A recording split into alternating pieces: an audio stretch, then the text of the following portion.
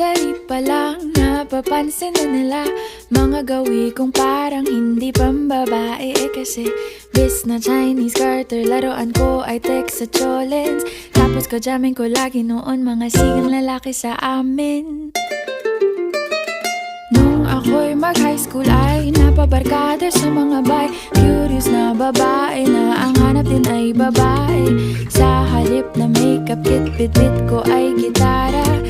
Tapos pormahan ko lagi ay long sleeves na t-shirt at faded na lonta.